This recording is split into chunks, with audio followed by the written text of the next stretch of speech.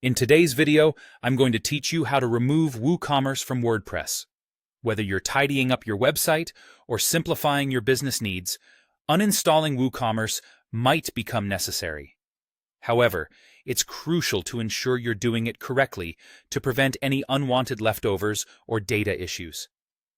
First, let's start by heading over to your WordPress admin dashboard.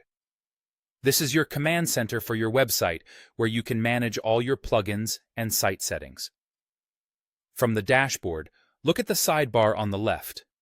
You'll want to click on the option labeled Plugins.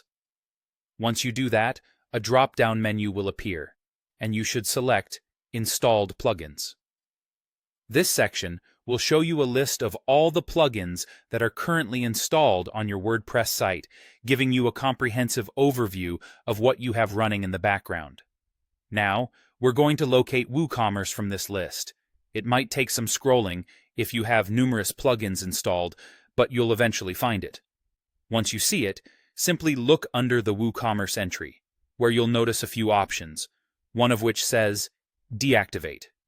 Click on Deactivate. This stops WooCommerce from working on your site and is a crucial step because WordPress doesn't allow you to completely delete a plugin without deactivating it first. Once you've successfully deactivated WooCommerce, the next step is to permanently remove it. Right where you clicked Deactivate, you should now see an option that says Delete. Click on Delete, and a confirmation message will pop up. This step is going to remove the WooCommerce files and clean up your plugin list. Rest assured, by clicking Delete, you are not just removing WooCommerce from view, but erasing the files altogether so they're no longer occupying any space on your server. Before you go forward with this removal, a little tip from me. Make sure you've backed up your site and any data related to WooCommerce, like orders or customer data, if you think you might need it later. It's always better to be safe and have a backup than accidentally lose something important. When you're ready, confirm the deletion, and WordPress will take care of the rest for you. After confirming, take a moment to refresh your list of installed plugins to see that WooCommerce is no longer there.